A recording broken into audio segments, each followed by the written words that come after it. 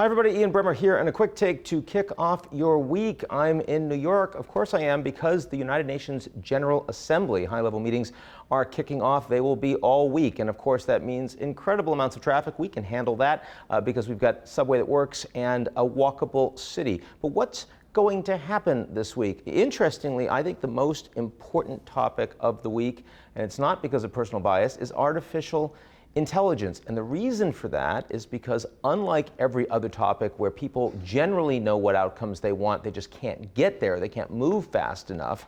Climate change, for example, ending the Russian war in Ukraine, for example, multilateral finance to support lower developed countries, moving on the sustainable development goals for human development across the world, which has been slipping with the pandemic and with the Russia war. No, in AI, we don't know what people want. People are trying to understand the space.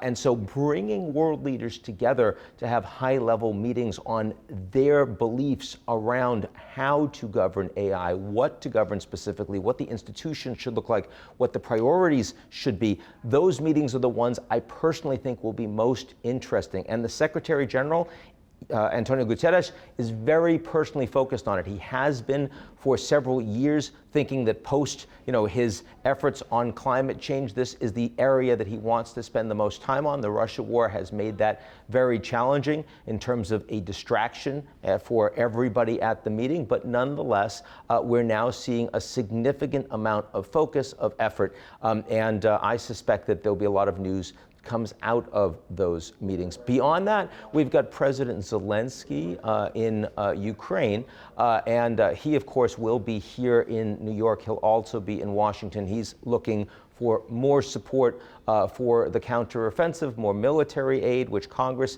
is continued to be inclined to provide.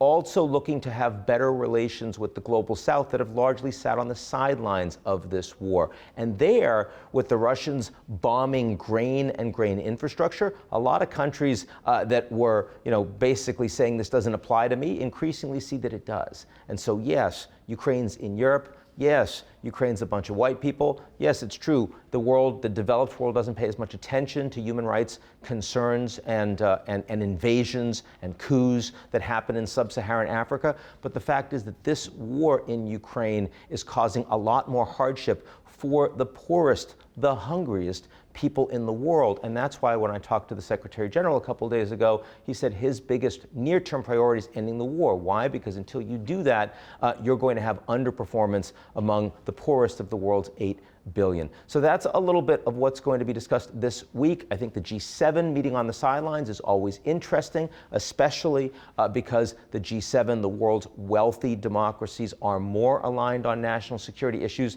than they have been historically. Not much to be seen from Russia. Foreign Minister Lavrov, his statements are well known. They don't move the needle. And the Chinese foreign minister not here. Why? Because he was in Malta meeting with Jake Sullivan to prepare for the coming Biden-Xi bilateral in November in APEC. Now is traveling to meet with the Russians so that they can prepare for the Xi-Putin meeting coming in a month when Putin travels to China. A lot of focus there, but that means that two of the countries that are most problematic for the United States from a geopolitical perspective not showing up at a high level here in New York City. That's it for me. It's going to be fascinating. It's going to be busy, and I'll talk to you all real soon.